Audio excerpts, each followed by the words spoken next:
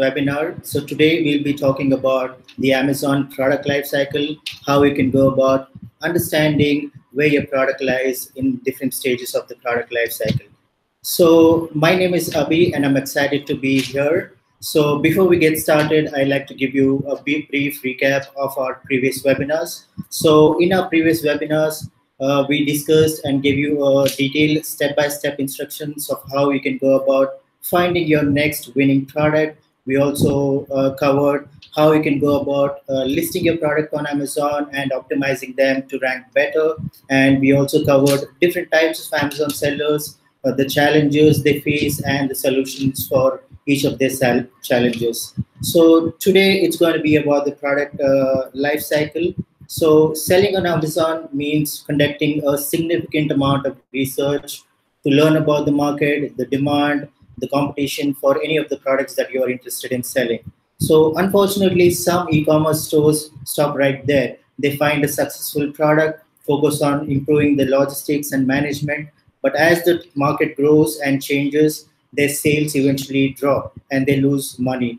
So this is one of the reasons only 2 out of 10 small businesses on Amazon survive the first 5 years. So businesses that fail to adapt and evolve their products cannot continue to thrive as market changes.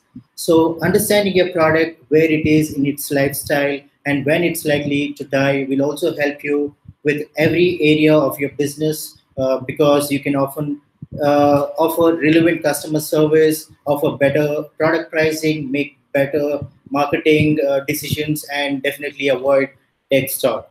So let's get started. I'm quickly going to share my screen with you, and we can look at the different stages of the product lifestyle.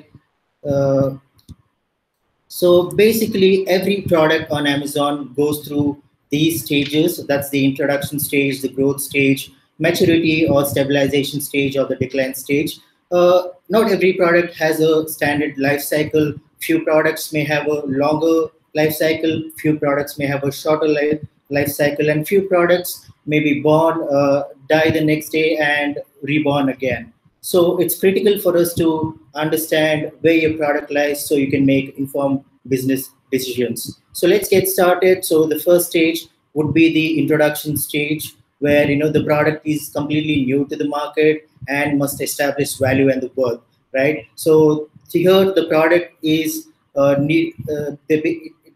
you basically need to understand whether the product is needed by the buyers or how you can go about creating interest. At this stage of the product life cycle, there's little to no competition because you'll be the only one selling the product. Not many people or the sellers know about the product. The primary challenge, as we discussed, would be create a demand and convince potential consumers that the product is worth their money. And at this stage, you can definitely see there's a high risk for the product because you never know whether this product is going to go from the introduction stage to the growth stage or the decline stage. So if you see your product in this stage, ideally it's worth waiting and researching more to understand whether the product is going to go through the growth stage, and then consider selecting it or adding it to your portfolio.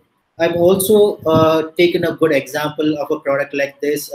Using SellerApp's Chrome extension, we can also understand a few data points that will help you understand different stages of a product life cycle. So for this example, I've taken the smartphone controlled paper aeroplane. So this is kind of new to the market. So a few data points that you can look into are the sales per day to understand the demand. So you can see on an average 2 to 6 units are sold by the top sellers on page 1. So this is fairly new and the market is probably growing.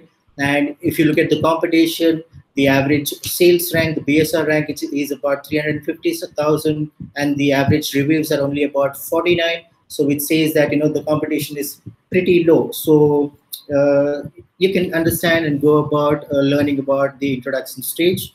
The next stage would be the growth stage. So here the product is typically growing, and there's a bright future. It's going to grow definitely, and the product is being adopted by possibly different sellers. They're coming up with different variations for the product, and multiple sellers are selling this product. the audience is increasingly aware of the product, and the concerns are about the quality, the different variations, different models, and which of the suppliers offers the best deal. There's definitely high demand, and it keeps on growing. So if you find your product in this stage, so you can definitely see there is low risk and competition, and these products offer high returns. So an example I've taken for this is the Derma Roller. This is a fairly new product which has been in the market for a few months, and we definitely see that there is huge demand. You can look at the sales per day to understand the demand. Almost all of the sellers on page one are getting on an average 20 to 36 unit sales per day, and the competition is pretty okay. Like, you can see the average BSR rank is about 14,000, and the reviews are about 373. So there is definitely demand here. And another important aspect to look at is the number of sellers. Most of these products has only one sellers. That means each of them are selling different variations of the same product. Then there's no seller, like, very less sellers selling the same exact product. So this is the stage of the product life cycle where people are coming up with different variations to basically understand the market and get the most out of the demand, right? A couple of more data points that you can get using Seller Prime to understand different stages is the price trends and the review trends. Usually at this stage, the growth stage, sellers are experimenting with the price. They're probably increasing the price to understand, to basically get the most of the sales from the demand, because they know there's definitely demand for the product. And you can also look at the review trends. It keeps on growing as the number of sales keeps on increasing and the demand obviously is high.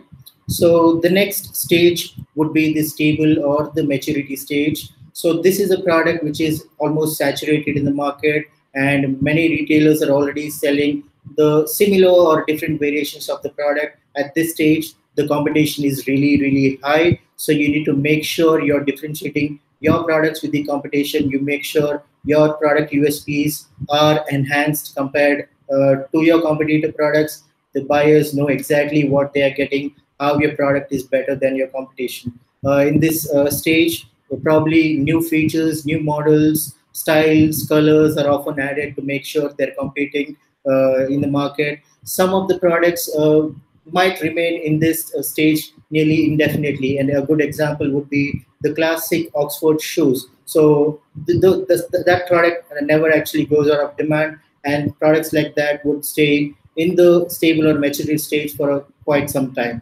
And at this stage, you would face medium risk, and you need to make sure that you're competing with the price niche, right? So a good example I've taken for this would be the magnetic tiles, which falls under the toys and games category. So these products, you can see the sales, the demand is definitely there. Maybe not high, not as high as a growth stage, but it's stable, wherein you're getting stable profits. So the average about 22 to 33 units are selling for most of the sellers on page one. If you look at the competition is really higher. So if you look at a few sellers, they have the BSR ranks in the range of hundreds, a few hundreds. So that means these are the established sellers already in the market. So if your product is in this stage, or if you plan to sell a product in this stage, you would definitely face some huge competition, and you need to be ready to compete with them by differentiating your product with those, right? So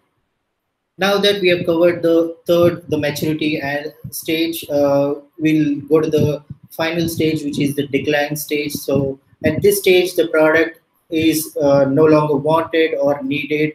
Market demand is shrinking and the sales are dropping. This could be because there are better variations of the same products, or there are better ideas for the same product, or it could be because of the changing cultural perception or any other factors. So here the product sales will continue to drop. So if you find a product in this stage, it is always advised to stay away and not invest in products like this. So an example I've taken for this is the Moonlight lamp. I'm pretty sure you've come across this product. This product has been trending a few months back on Amazon, but now you can see that the sales are declining. The demand is almost not there.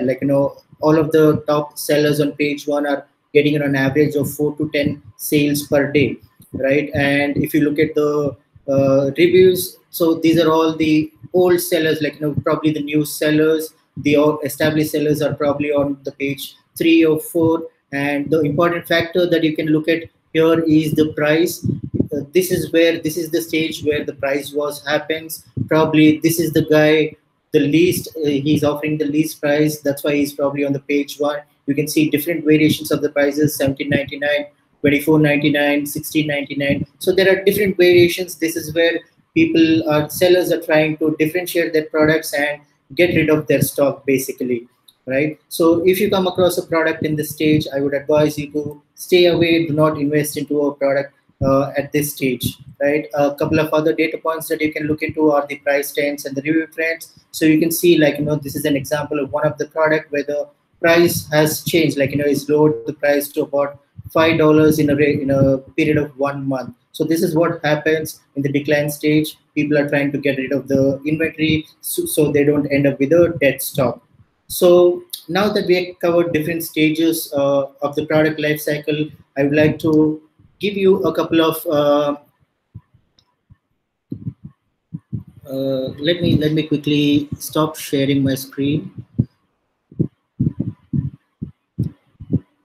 Okay, so now that we have gone through different stages of the product life cycle, I would like to give you 2 examples. The first example would be a product with a longer life cycle. Like, iPod is one of the great examples. It was released in the year 2001, and it quickly grew from the introduction stage to the growth stage and to the maturity stage. It stayed in the maturity stage for about almost 14 years until 2015, when different mobile providers, they offered better storage in the phone itself. So people thought, why to have another device just for music, so that they thought they could install more music in their phone itself. So that's how the perception changed, and the iPod started declining, and the sales have been dropping 20% year on since 2015. Another product I would like to talk about is the one which has a shorter life cycle. These products are basically called the trends or fads. I think you must have heard of the fidget spinner, which was one of the recent fads. Fidget spinner was introduced in January 2017. So by March of 2017, it was one of the hot selling products. It constituted to about 17% of the top selling products on Amazon. But by June, the product started declining. The demand kept going down, and by June end, the product was basically dead. Right. So these are the type of products that can be both advantageous and disadvantages to you. If you're clever enough to understand the trends, the product life cycle, you can basically get most of the sales and get out. And if you have a long-term business goal, you need to avoid such trends or fads, right? So let me go ahead and show you how you can basically use SellerPrime to understand a few of these data points. So I have a few examples here. So the first one was the smartphone controller using the for the paper aeroplanes. So all you need to do is go put in your main keyword. You pull out the Chrome extension, SellerPrime Chrome extension, and you can see all the data points being populated here.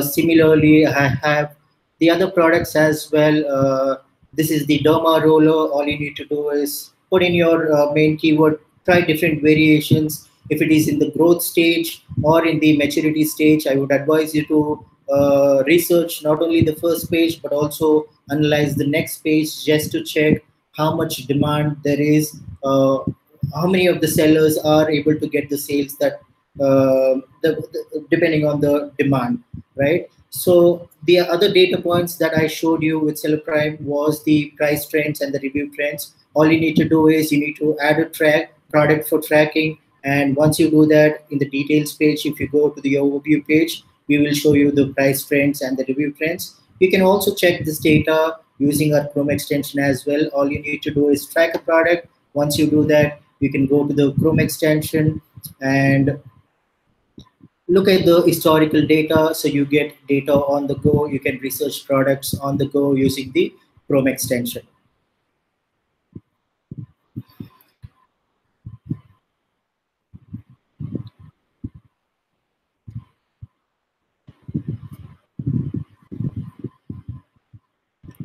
All right. So now that we have understood the product life cycle, a few data points that you can use to understand at which stage your product is, it's very critical for businesses to do this research on a regular basis. Continuous product research is necessary to ensure that you have the capacity to replace old products as they age, continue to market your products throughout the lifespan, and adapt existing products to changing market demand.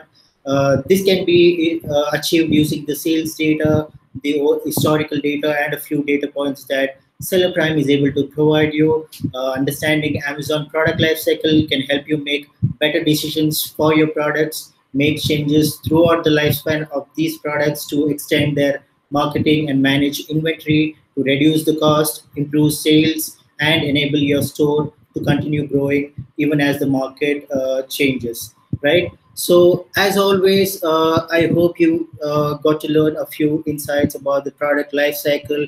And if you have any questions, you can write to us at uh, support@sellerprime.com, or you can write to me directly at abhilash@sellerprime.com, or you can connect to me on Facebook or LinkedIn by searching for Abhilash Dasari. So if you have any suggestions, or if you want us to cover any specific topics, you can let us know by commenting below, or contacting us through any of these channels, and we'll be sure to cover that. So it was lovely connecting with you guys today, and I hope to connect with you next week.